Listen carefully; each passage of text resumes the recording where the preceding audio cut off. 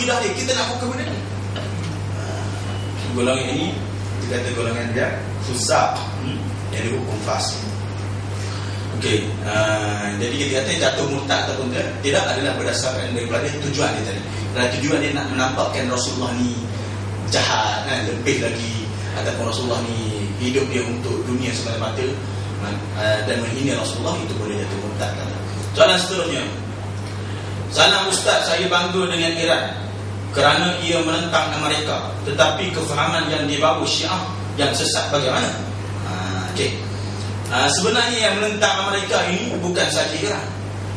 Rusia pun menentang Amerika, Korea pun menentang Amerika, orang kafir jelas pun menentang Amerika, kan? Jadi kita nak sokong ni, tuan-tuan, kita tengok akidah. Kalau dia di kalangan ahli sunnah wal jamaah, itu kita kata kita lemah sekarang. Ahli sunnah wal jamaah sekarang lemah. Kita kena kuatkan akidah kita. Kita nampak kekuatan kita. Ini ilmu akidah pun kita tidak tahu. Jadi kalau orang itu bangga dengan Iran, sedangkan Iran itu biasanya adalah mazhab Syiah ataupun pemahaman Syiah, dia bangga dengan Iran sebab menentang mereka, atas dasar hanya menentang mereka begitu saja, memerangi mereka, itu saja tidak jatuh murtad lagi orang tu. Tapi kita kata janganlah sokong mereka yang berada dalam akidah yang batil. Kita tak ada sokong yang berada dalam akidah yang batil. Okey, soalan yang seterusnya. Assalamualaikum Ustaz, macam mana? Salam nanti saya jawab satu kali kita tahu. Macam mana kita nak kena pasti puak Syiah di Malaysia? Puak Syiah di Malaysia ni, tuan-tuan, kalau nak tahu, antaranya dia cara wuduk dia berbeza. Syiah ni kalau globalnya, dulu saya hidup di kawasan golongan Syiah, 3 tahun saya hidup. Setiap hari saya dengar azan Syiah, setiap hari saya bermuamalat dengan orang-orang Syiah di negara-negara. Syiah ni azan ni lain pada kita. Mungkin di Malaysia dia tak buat lagi, tapi biasanya macam tu. Azan dia akan tambah asyhadu anna aliya waliyullah, tambah 2 kali. Dia tambah lagi asyhadu anna aliya waliyullah, kemudian dia tambah hayya 'alal khairil 'amal. Azan Syiah pun berbeza gitu. Wuduk dia pun berbeza. Wuduk dia berbeza, tuan-tuan. Dia tak basuh kaki. Syiah ni dia ambil sembahyang, dia tak basuh kaki dia. Kita basuh kaki kan?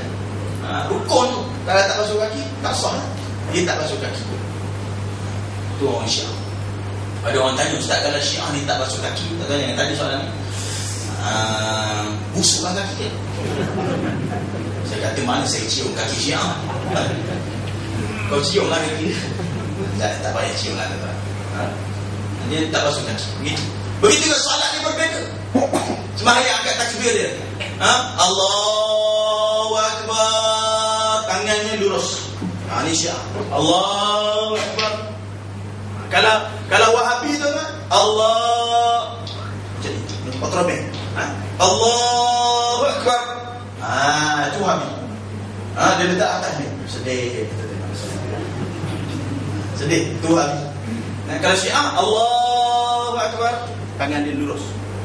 Tangan Syiah lurus waktu qiyam. Dia kata apa? Khomeini dalam kitabnya Bab Solat, dia sebut apa? Bahawa siapa yang solat, tangan dia letak di atas tangan kanan, tak atas tangan kiri macam ni, macam biasa kita buat, batal solat ni. Batal solat macam di sisi ajaran Syiah.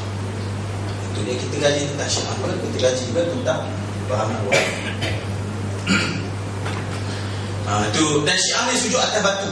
Dia sujud atas batu Karbala. Dia kalau tak ada batu Karbala ni, dia akan ambil batu dalam poket dia, letak. Saya pernah di masjid Syiah, di luar tu dia ada rak kasut banyak. Kemudian bila dia nak masuk dalam masjid, dia akan ambil, rupanya bukan rak kasut tu, saya ingat rak kasut, rupanya tempat letak batu. Sebelum masuk masjid tu, ambil batu tu, bentuk macam sabun. Bila solat, waktu dia sujud atas batu, rukun di sisi Syiah. Itu salat di kalangan Syiah. Begitu juga salat Syiah ni, dia bila dah beri salam, Assalamualaikum, Assalamualaikum, dia buat dikir barat. Hebat tak? Syiah buat dikir barat. Dia akan tepuk macam ni. Dia dah beri salam, dia akan buat macam ni. Cara Syiah. Solat Syiah lah, jangan ikut. Sama juga solat Wahabi pun lain dengan kita. Macam tadi sedih letak atas. Dan tu bila waktu tahiyat, ni. Tuan dapat buku Ada dapat. Ni. So ada Wahabi, kalau kita nak kenal orang Wahabi, bila dia tahiyat tu, gong reng. Bayangkanlah kalau Wahabi perempuan. Sembahyang sebelah kita, orang perempuan muslimat. Pakai kain sembahyang, mengkana tu kan. Tengok kat sebelah tu, greng. Apalah dalam kain dia tu. Greng. Agak-agak khusyuk tak solat kita? Khusyuk lah. Apalah dalam fikir dia lain. Ini solat Wahabi. Dalam mazhab 4, buka kitab Mazhabul Arba'ah oleh Jazairi. Dia kata apa? Tidak ada pergerakan macam itu. Gerakan gerong-gereng itu kan. Gerong-gereng tidak ada. Yang ada asyhadu an la ilaha illallah, kita akan sampailah habis tadi. Kemudian beri salam, assalamualaikum, ataupun sebelum beri salam tu jaga dia. Dia tak ada yang bergerak macam ni. Laju. Ada yang tu jadi tulis. Dia tulis. Bila solat tu dia tulis la ilaha illallah. Ini mengganggu solat orang yang sudah. Tidak ada mazhab 4. Yang kata gerak tu itu jawab, buku tu menjawab. Yang kata bergerak tu bukan bergerak macam ini, gerong-gereng macam kau fikir. Geraknya akad lah pergerakan. Bukan yang pusing. Ada yang terbalik lah. Jarum-jarum terbalik. Ini jadi soalan Wahabi. Dan soalan terakhir, ada lagi banyak soalan, kita akan sambung daripada ini. Ustaz, bagaimana pula dengan kumpulan Hizbut Tahrir? Ini banyak pula Hizbut Tahrir. Hizbut Tahrir kita akan cerita insya-Allah. Hizbut Tahrir ini lebih kepada golongan berfahaman yang mengkafirkan umat Islam. Dia mengkafirkan al-Asy'ariyah dan juga mengkafirkan orang yang mengikut mazhab. Serta golongan Hizbut Tahrir ini berakidah Mu'tazilah. Dia kata Allah Ta'ala tidak mencipta perbuatan makhluk itu yang menjadikan perbuatannya sendiri. Sedangkan ini bertentangan dengan firman Allah Ta'ala, wallahu khalaqakum wa ma ta'malun. Allah Ta'ala menjadikan kamu dan menjadikan serta menciptakan perbuatan kamu. Allah Ta'ala kata dia yang mencipta perbuatan kita. Tiba-tiba Hizbut Tahrir kata Allah Ta'ala itu tidak menjadikan perbuatan manusia itu yang menciptanya sendiri. Ini kita akan cerita pada masa yang mendatang tentang Hizbut Tahrir. Dan mereka ini semangat dengan khilafah. Sikit-sikit cerita tentang khilafah. Sedangkan mereka tidak faham tentang ini. Mereka mungkin tertipu. Ada di kalangan orang-orang muda. Saya bertemu dengan ketua Hizbut Tahrir Malaysia banyak kali, tuan-tuan. 2 kali saya berdebat dengan dia. Kita dapati bahawa ilmunya amat kurang tentang akidah. Dan dia dengan jelas bersama dengan ketua-ketua mereka mengatakan bahawa Allah Ta'ala ini tidak mencipta perbuatan makhluknya. Subhanallah. Ini dari segi akidah. Kita kata siapa yang mencipta? Allah Ta'ala. Jadi anak-anak muda yang semangat dengan khilafah ini terpengaruh dengan mereka. Kita tahu benda ini. Mereka terpengaruh dengan Hizbut Tahrir. Sedangkan Hizbut Tahrir dari segi akidahnya bercanggah. Mereka dengan jelas mengkafirkan al-Asy'ariyah. Ahli Sunnah wal Jamaah mengkafirkan. Mereka kata Asy'ariyah itu adalah murji'ah. Murji'ah ini kafir. Ada kitab mereka sendiri.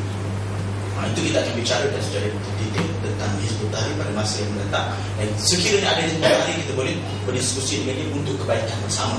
Saya bertemu dengan Wahabi, saya bertemu dengan Syiah, tokoh-tokoh mereka yang besar di tanah air kita. Begitu juga kita bertemu dengan tokoh-tokoh Hizbut Tahrir. Ada silap faham umat Islam tentang ajaran-ajaran ini. Mungkin kerana semangat mereka untuk mendirikan daulah khilafah, mereka tak sedar bahawa Hizbut Tahrir ini ada penyelewengan yang lain. Mungkin boleh betulkan apa yang salah itu tujuan kita. Okey, yang soalan lain kita akan sambung waktu tamat ini. Seterusnya, bahaya pelampau Wahabi. Masalah umat Islam zaman sekarang adalah melampau. Bila melampau pada satu benda, tuan-tuan, masalah. Melampau pada dunia, masalah. Melampau pada makan, banyak makan, tuan-tuan. Sekali makan pergi kenduri 10 pinggan, melampau, tuan-tuan. Melampau, tengok orang lain kahwin 4, dia nak melampau. Kahwin 40, melampau, tuan-tuan. Orang dia tengok kita solat subuh 2 rakaat, dia kata sikit sangat solat subuh rakaat ni. Kita solat 20 rakaat, melampau. Bahayalah. Melampau adalah Rasulullah SAW telah memberi peringatan, berjaga-jaga dan jangan sama sekali kamu melampau dalam agama. Iyyakum wal ghulu, kata Rasulullah. Sama sekali kamu semua jangan melampau-lampau. fa innahu qad ahlaka man kana qablakum bi sababil ghulu, kata Rasulullah, dan telah binasa umat-umat yang terdahulu sebelum kamu disebabkan daripada melampau-lampau. Ini melampau fahaman Wahabi, melampau fahaman Syiah dan sebagainya. Tapi kita tak cerita tentang fahaman Wahabi ini secara general. Pertama sekali, fahaman Wahabi ini adalah diasaskan oleh Muhammad bin Abdul Wahab. Seorang lelaki yang bernama Muhammad bin Abdul Wahab. Muhammad bin Abdul Wahab, bukan Muhammad bin Abdul Wahab, kan? Muhammad bin Abdul Wahab tu cerita lain, kita perang ni. Ini Muhammad bin Abdul Wahab. Dia yang mengasaskan gerakan fahaman Wahabi. Dan gerakan ini diasaskan di Najd. Najd ini iaitu yang berada di negara Saudi. Rasulullah SAW dalam Sahih Bukhari pernah menyatakan, satu ketika dalam hadis Sahih Bukhari, Rasulullah berdoa. Rasulullah menyatakan, Allahumma barik fi Syamina wa Yamanina. Ya Allah, berkatilah bumi Yaman dan bumi Syam.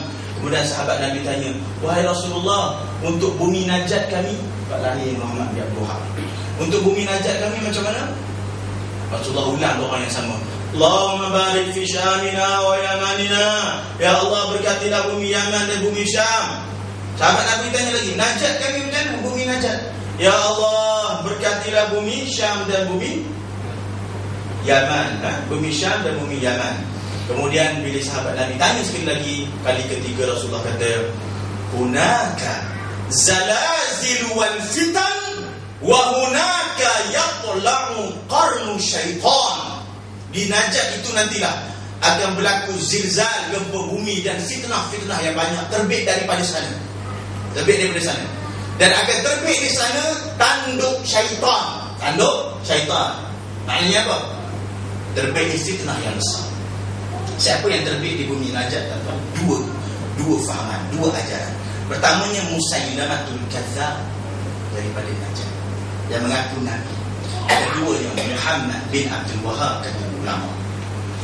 Muhammad bin Abdul Wahab ini adalah pengasas gerakan fahaman Wahabi. Dan ayah serta saudara pada zaman dia. Kadang-kadang mungkin ada orang nak tanya, dah tak payah tanya dah soalan. Saya buat soalan dan saya jawab sendiri. Bukankah ada ulama tu puji Wahabi? Bukankah ada ulama tu puji Muhammad bin Abdul Wahab? Kita katakan, siapa yang lebih mengenali tentang Muhammad bin Abdul Wahab dan gerakan Wahabi? Yang lebih mengenalinya adalah ulama pada zaman dia. Betul tak? Kita tak tahu. Kita tak hidup pada zaman dia. Rasulullah SAW bersabda, laisal khabaru kal'iyan. Bukan khabar berita yang kamu terima seperti orang yang melihatnya. Orang melihatnya lagi tahu. Betul tak tuan-tuan? Tuan-tuan melihat saja lagi tahu siapa saya daripada dengar saja sebelum datang ceramah. Ya. Jadi yang melihat Muhammad bin Abdul Wahab ni siapa? Ayah dan abang kandungnya sendiri. Ayah dia, tuan-tuan, menolak fahaman dia. Ayah dia seorang ulama yang hebat, namanya Abdul Wahab bin Sulaiman. Ayah dia. Abang dia bernama Sulaiman bin Abdul Wahab, pun menolak ajaran yang diajar ataupun dibawa oleh Muhammad bin Abdul Wahab. Jadi jelas, yang menolaknya adalah ulama pada zaman dia. Tak perlulah kita kata nak sangka baik, tak sangka baik. Ini pandangan ulama ni yang mengkritik apa masalah. Sejarah hitam Wahabi, orang awam dan ulama dia bunuh. Fahaman Wahabi ni pada zaman digerakkan dia, ulama dia bunuh. Di antaranya Qadi Zawawi, yang mana keturunannya menjadi mufti di negeri Terengganu. Tanya dia, datuk nenek dia dulu kena bunuh oleh gerakan Wahabi. Subhanallah. Dan ramai ulama dibunuh. Antaranya yang cuba dibunuh adalah Sulaiman bin Abdul Wahab, abang dia sendiri. Ulama-ulama Ahli Sunnah wal Jamaah pada zaman itu menentang gerakan Muhammad bin Abdul Wahab. Ada orang tak faham benda ni. Dia cerita pasal Muhammad bin Abdul Wahab, dia kata bagus Muhammad bin Abdul Wahab kononnya menghapuskan bid'ah, menghapuskan syirik. Bohong, tuan-tuan. Takkan dia seorang saja yang alim. Zaman dia tak ada ulama yang menghapuskan syirik dan kufur. Oh, tuan-tuan. Jadi maksudkan syirik dan kufur itu adalah orang yang bertawassul. Sedangkan tawassul itu harus. Rasulullah SAW sendiri mengajar untuk kita berdoa kepada Allah Ta'ala dengan cara tawassul. Jadi Wahabi dia kata apa? Kalau doa tawassul ni syirik, kafir. Itu maksud dia. Menghancurkan, dia kata hancurkan berhala, menghancurkan syirik, menghancurkan kubur-kubur. Orang tak sembah kubur pada zaman tu. Ada di satu ketul, dua, tiga orang jahil. Kenapa nak hukum pada tu? Kalau orang buat syirik di Kaabah, orang buat kufur di Kaabah, orang buat syirik di Kaabah, kita nak hancurkan Kaabah. Kita nak hancurkan Kaabah. Bertindak guna akal yang waras. Faham Wahabi dia hancurkan kubur para wali, para sahabat. Kononnya orang buat syirik di situ. Ada dah 2-3 orang mungkin buat. Yang lain semua berdoa di kubur, minta pada Allah Ta'ala di situ. Tidak ada masalah. Itu bukan minta kepada kubur. Tawassul juga diharuskan, sedangkan faham Wahabi menghukum tawassul ini syirik dan kafir. Rasulullah dalam hadis riwayat Imam At-Tabarani dalam Mu'jam Saghir dan hadis ini sahih. Satu cerita tentang orang tawassul ini sebenarnya diajar oleh Nabi SAW, sedangkan Wahabi menghukumnya kafir, syirik satu orang. Satu ketika datang kepada Nabi seorang sahabat yang buta mata dia buta, tak boleh melihat. Kemudian dia mengadu kepada Rasulullah. Dia kata, "Ya Rasulullah, aku dulu ada anak aku boleh bantu aku pergi tanda, siapkan makan untuk aku. Sekarang ni aku dah buta, buatlah sesuatu pada aku." Kata Rasulullah, "In syi'ta sabarta." Kalau boleh kamu bersabar dulu. Tuan-tuan, kalau kita ditimpa bala, cara yang pertama adalah sabar dahulu sebelum berdoa. Sabar. Itu cara dia. Kemudian sahabat Nabi itu kata, "Aku dah tak ada anak, aku mati. Tak ada siapa bantu aku. Buatlah sesuatu pada aku." Maka Rasulullah SAW ketika itu menyatakan, "Iti midha'atan fatawadda thumma salli rak'atan thumma qul bihadhihi al-kalimat." Rasulullah ajar, kamu pergi ke masjid, pergi ambil wudu, ambil air sembahyang. Lepas dah ambil air sembahyang dengan sempurna, maknanya tuan, kalau kita ada hajat yang besar tuan-tuan, nak berdoa pada Allah Ta'ala ni, ambil wudu, ambil air sembahyang. Ambil air sembahyang, kemudian salat rakaat, salat sunat hajat 2 rakaat. Itim midha'atan summa salli raka'atan. Ambil air sembahyang, kemudian pergi tempat sembahyang, dan kemudian kamu salatlah 2 rakaat. Rupanya solat hajat ni dilakukan secara personal, sendiri-sendiri.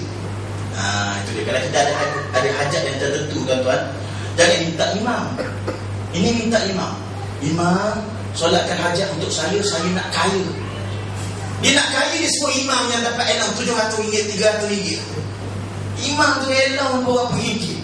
Dia minta imam tu solat hajat untuk dia jadi kaya. Kita kalau ada hajat apa-apa tuan-tuan, ambil wudu, solat 2 rakaat, sendiri punya solat.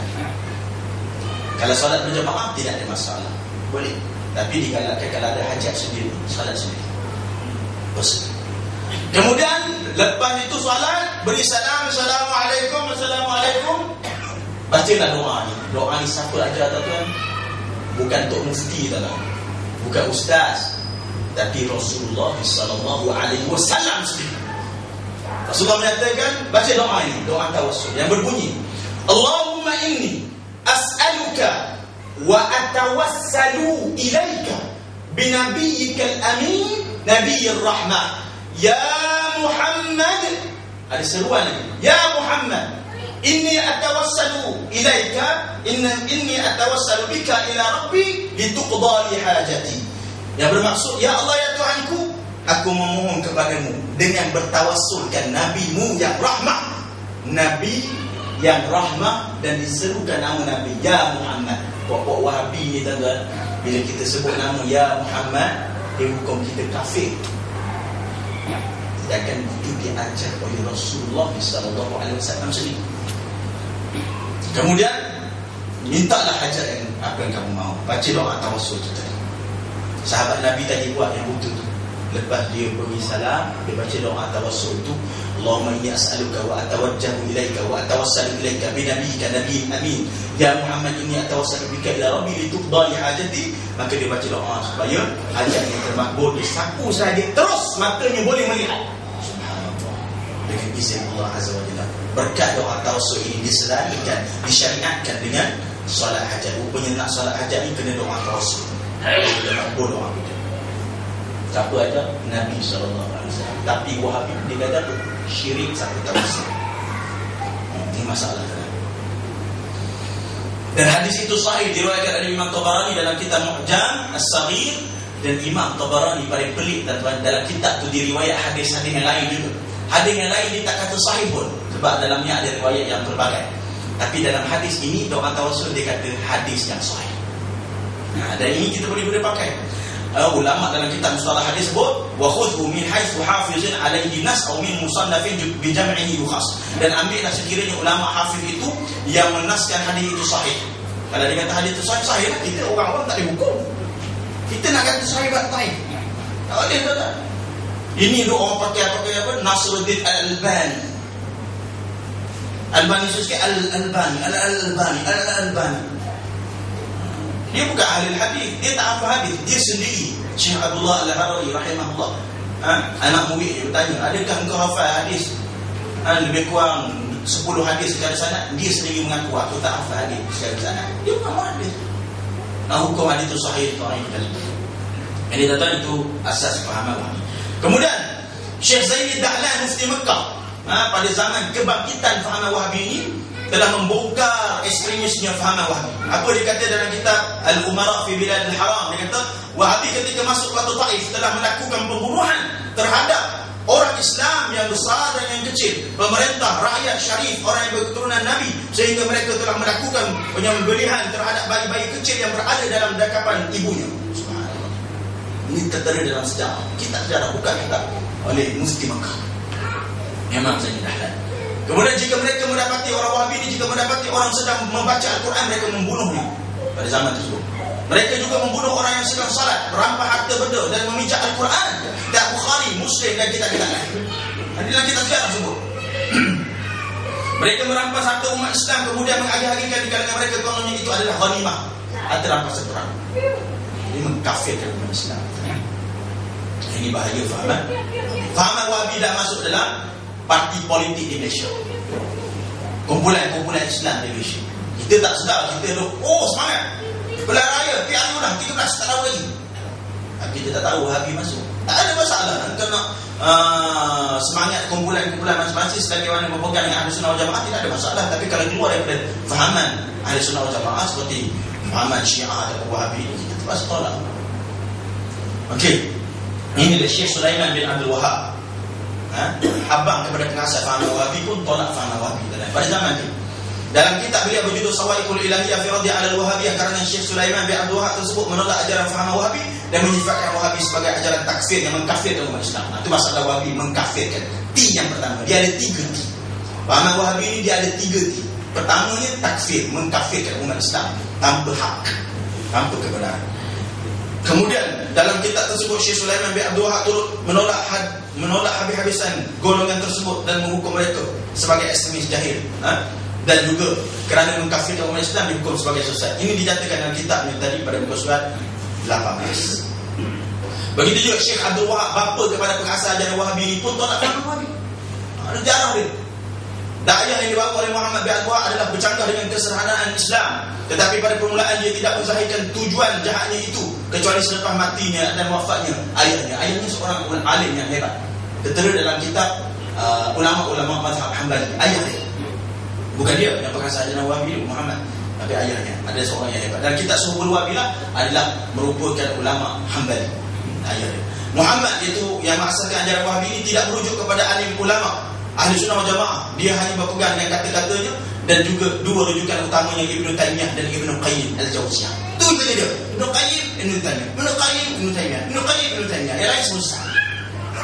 Saya buka kitab Muhammad bin Abdul Wahab. Saya buka kaji tentang Muhammad bin Abdul Wahab, kitab dia sendiri.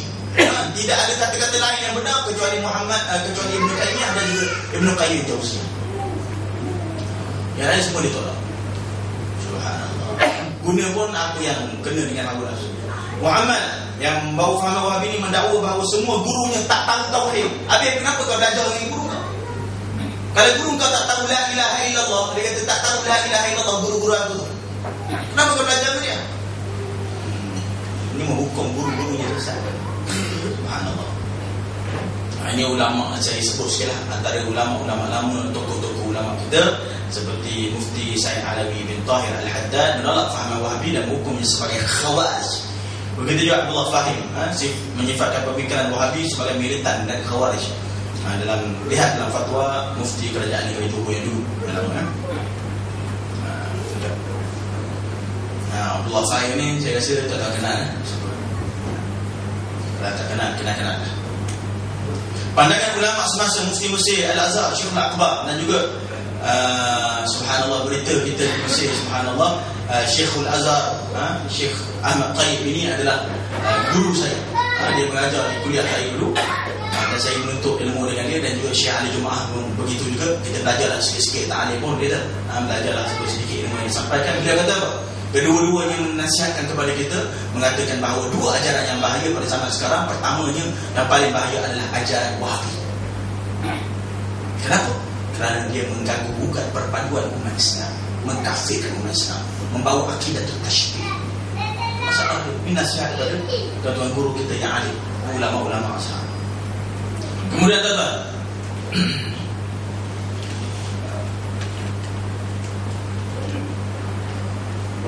kita tengok jenayah fahaman Wahabi.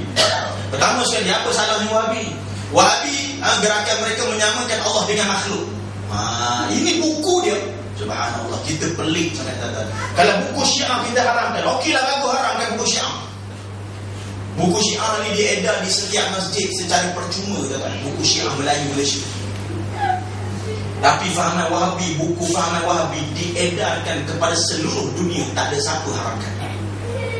Tak percaya tuan-tuan, balik daripada Mekah, haji dan umrah, betul tak? Bila kita nak balik, kita akan dapat buku yang banyak. Buku tu tuan-tuan, dalam bunyi dia menyamakan Allah dengan makhluk.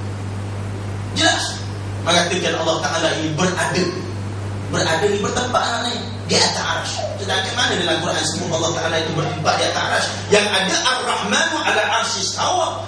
Allah Ta'ala di atas arasy istawa. Istawa itu bukan maknanya bertempat, maknanya menguasai, ataupun makna yang layak bagi Allah Azza wa Jalla. Bukan bertempat, bukan duduk. Jadi ini masalah faham. Buku ni diedarkan secara percuma, betul tak? Balik Mekah, balik haji, balik umrah, kita dapat percuma banyak pula. Dalam tu subhanallah, ajaran yang menyimpang. Tak ada siapa nak fatwa tu. Takut. Penakut kita ni penakut. Kalau berani sangat, berani menentang orang tu, menentang orang ni, tentanglah fahaman Wahabi yang menyebarkan fahaman mereka di tanah air kita secara free of charge, percuma. Dia bagi buku tu percuma kan, diedar kan. Kadang-kadang ada di surau-surau di KLIA, airport-airport, ada banyak tempat. Kita tak senang, kita baca, okey, ini Arab Saudi. Mereka masukkan unsur-unsur akidah yang menggoyah ataupun merosakkan umat Islam. Mendakwa bahawa Allah Ta'ala mempunyai anggota tangan dan mata, dan mengatakan bahawa wajib berpegang dengan makna zahir ayat mutasyabih. Sedangkan Ibnu Katsir dalam tafsirnya, tafsir Quran, dia sebut apa? Ayat mutasyabihat ini tak boleh dipegang secara zahir, tak boleh. Boleh bawa, ulama kata boleh bawa kepada kekufuran kalau pegang ayat mutasyabihat secara zahir. Ini masalah fahaman Wahabi, iaitu mereka ingin menyamakan Allah dengan makhluk. Keduanya, mereka mengharamkan bermazhab. Tak boleh mazhab. Ikut mazhab Syafi'i pun tak boleh, Maliki, Hanbali pun tak boleh. Ini faham Malik. Dia kata apa? Taqlidul mazahib minasyirk. Ikut mazhab, mana-mana mazhab jadi kafir orang tu. Ini faham apa? Kata mazhab apa? Kata mazhab apa? Tak ada mazhab. Mazhab apa? Ke mazhab kat sini mazhab Syiah kan? Fahaman Wahabi dia ambil masa mengkritik Syiah yang telah difatwakan sesat. Kita belik yang fatwa, dah fatwa sesat, diwartakan sebagai sesat jalan Syiah. Ambil tidakkan cukup lah. Ini buat program tu hentam Syiah semata-mata. Bukan kita marah hentam Syiah, tapi yang hentam Syiah tu Wahabi. Masalahnya yang hentam Syiah tu Wahabi. Tuan-tuan, orang kata tikus memula lagu, hancur, tak ada selesai. Dia kena bawa ahli sunnah wal jamaah. Ni panggil ustaz-ustaz Wahabi, hentam Syiah. Tak hebat pun hentam Syiah pun, tak pandai, tak tahu hujah nak jawab pun salah. Tapi dia membawa fahaman Wahabi. Kita jangan panggil orang yang fahaman Wahabi, tuan-tuan, walaupun untuk menentang Syiah. Kita panggil ahli sunnah wal jamaah cukup. Habis, betul saja. Okey, dia mengharamkan mazhab. Ini fahaman Wahabi. Kita bermazhab Syafi'i.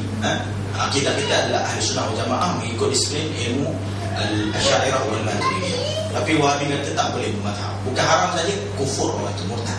Dia dalam kitabnya Ad-Dinul Khalis pada muka surat 140, dia kata taklidul mazahib minasyirk. Ikut mazhab itu jadi kufur. Ketiganya, Wahabi menyesatkan Ahli Sunnah wal Jamaah. Ini diajar di sekolah-sekolah budak-budak kecil. Di Malaysia, tuan-tuan, di tanah air kita, fahaman Wahabi telah diletakkan oleh Jabatan Kemajuan Islam, JAKIM, bahawa fahaman Wahabi tak boleh disebarkan, tak boleh